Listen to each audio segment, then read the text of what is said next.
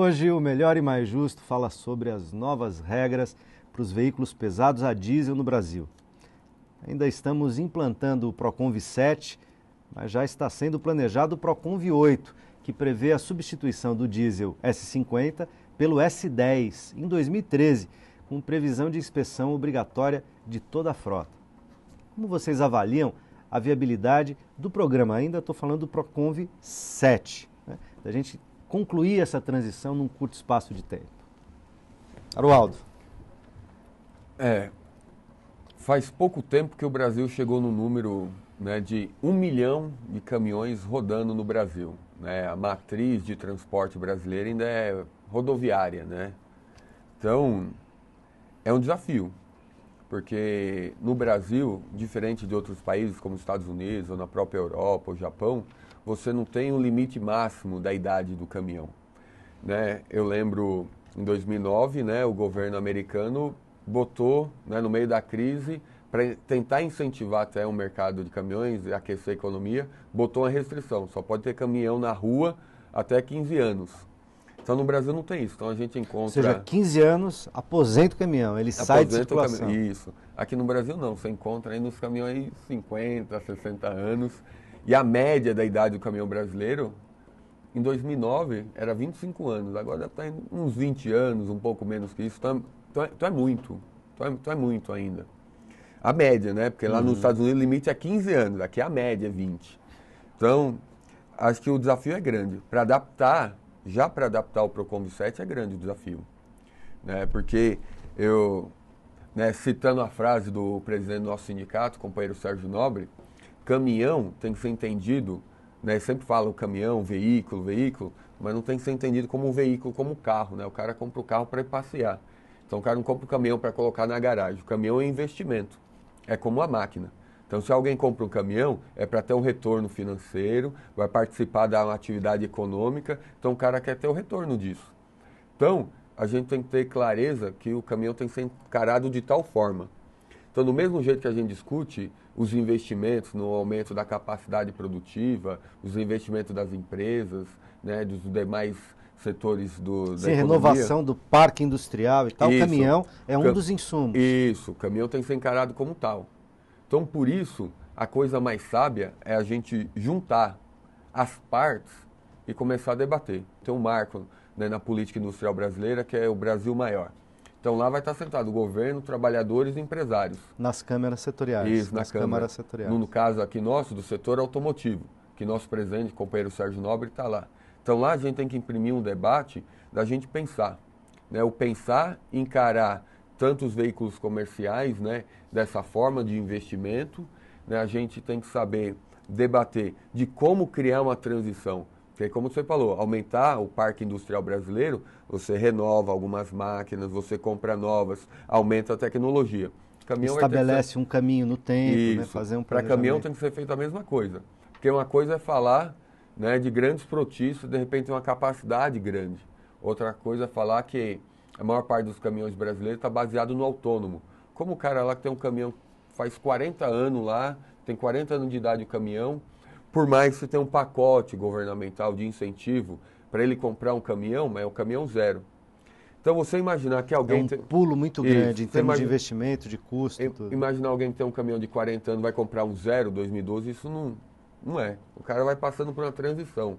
Então, acho que essas fases, se as três partes não estiverem junto discutindo, né, a grande chance de dar errado e continuar esse problema é grande. Então, por isso as partes têm que se unir e debater qual que é o rumo. Acho que a coisa mais sábia é fazer, pegando as experiências. Ou seja, no momento, o caminho é intensificar esse debate. Esse debate é urgente e tem que ser intenso. E isso é importante, porque, veja só, isso aí também não adianta vir com a canetada, né? Se esses três articuladores, né, que estão numa mesa, buscando saída, né, construírem, né, esse processo de entendimento e entender que cada um da parte tem que buscar uma saída, né, conciliando, né, interesses, porque apesar de entender que nós temos, né, trabalhadores e empresários, alguns interesses antagônicos, mas existem muitos outros interesses que são comuns, né? E qual é a contrapartida de cada setor?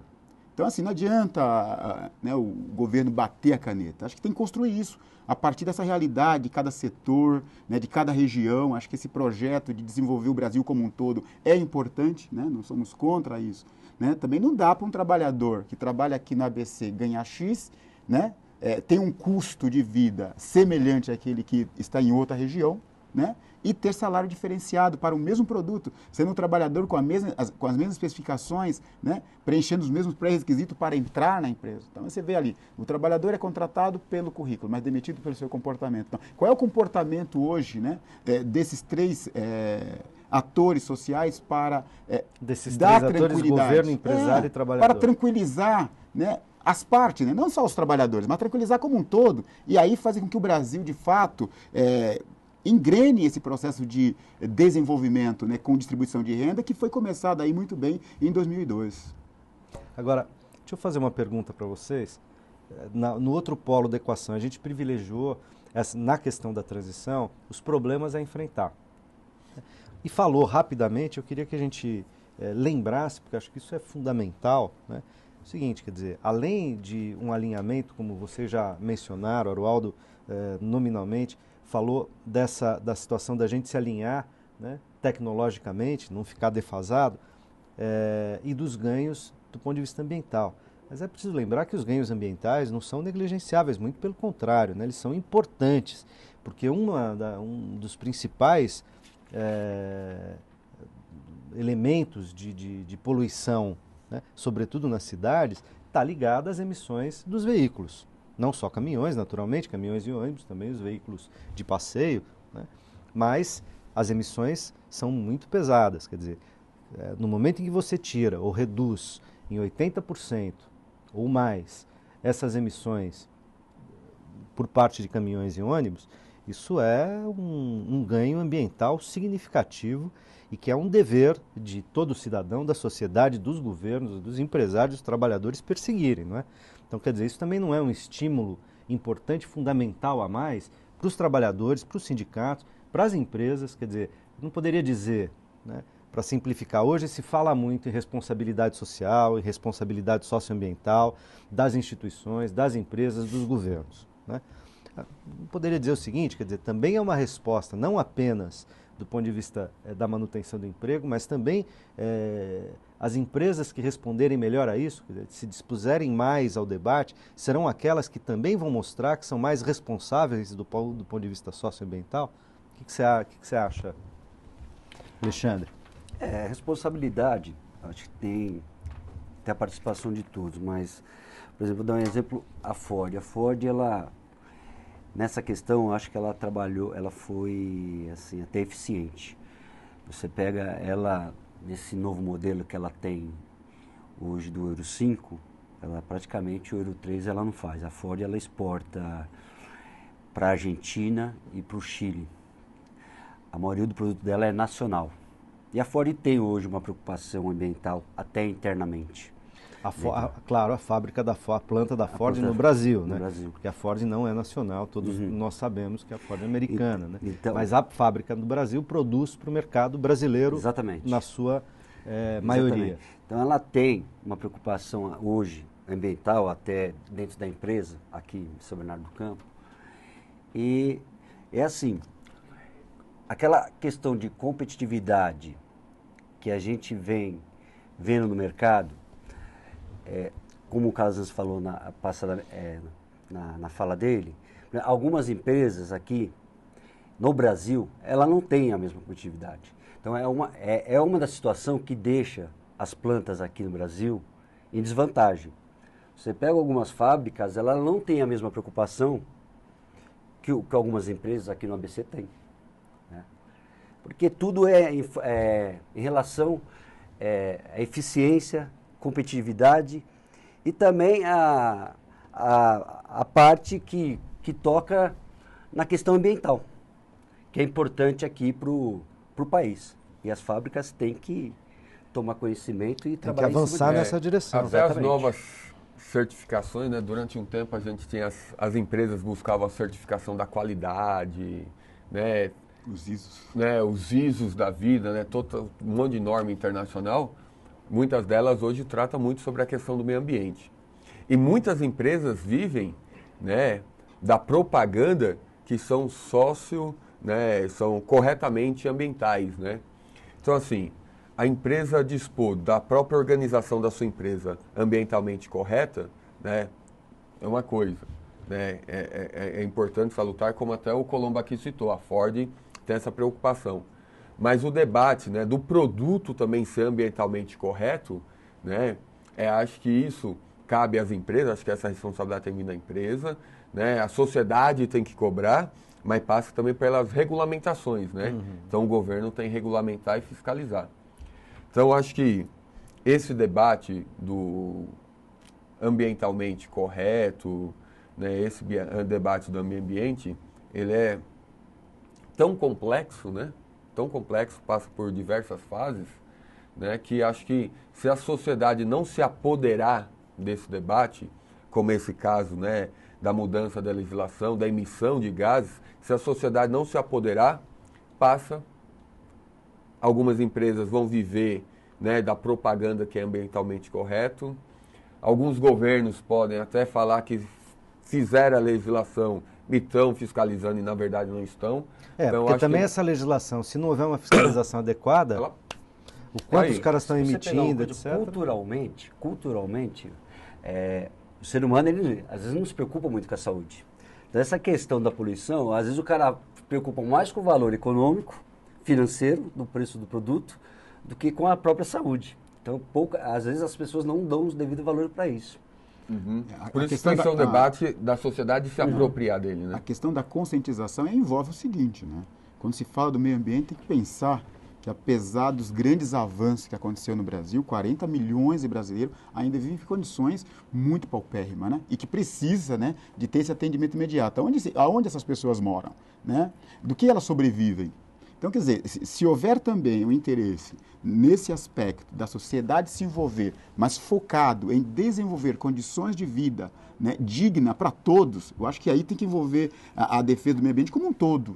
Né? Quando a gente pensar em meio ambiente, somente proteger a floresta, que é dever nosso, que o Brasil, né, rico em biodiversidade, mas pensar naquele que estão lá, que depende diretamente da sobrevivência ali, nos rios, na floresta e tudo mais, que é o caso dos indígenas hoje, que passam momentos difíceis, né? A questão dos quilombolas, que passam por problemas muito difíceis. Os companheiros e companheiras que moram na favela ainda, nas grandes cidades, na periferia.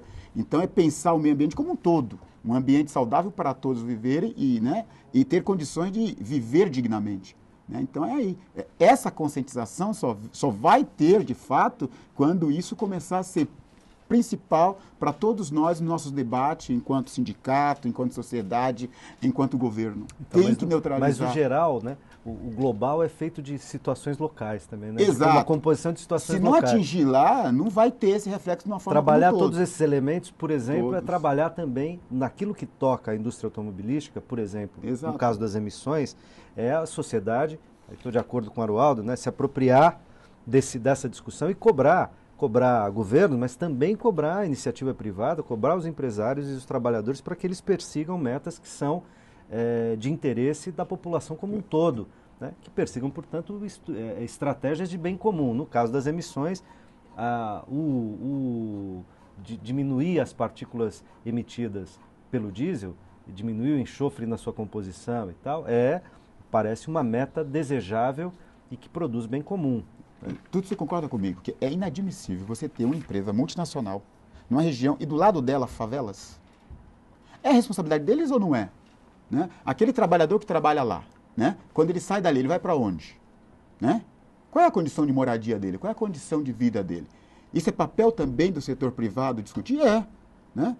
Deixar pela competência, pelo mérito, o trabalhador, né, se qualificar, se formar e ele mesmo buscar o seu espaço, o seu sol? Não dá. Eu acho que é papel de todo mundo, inclusive dele mesmo, né? Porque hoje o nível de qualificação na nossa base é muito grande. Nem por isso a gente vê melhores salários, melhores condições de vida. Bem pelo contrário, né? Em momentos de crise como esse, as empresas pedem exatamente para tirar o salário, né?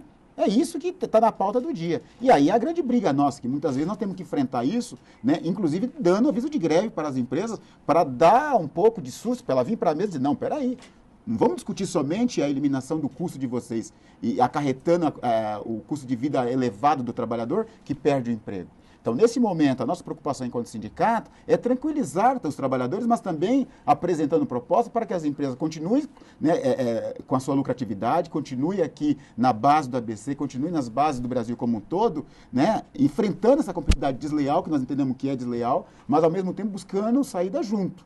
Mas com esse olhar social, como enquanto meio ambiente, para tentar buscar uma vida ou um mundo melhor possível para todos. E quando digo para todos, é todo mundo, e aí envolve empresário e todo mundo. Claro. Eu quero agradecer muito a presença de vocês, um ótimo debate. Quero agradecer também a você que nos acompanhou até aqui. Espero que a nossa conversa tenha ajudado a pensar em como é importante incorporar tecnologias capazes de gerar desenvolvimento econômico, com responsabilidade social e menor impacto ambiental. Porém, com planejamento e implementação adequados para que a gente alcance de fato os resultados esperados.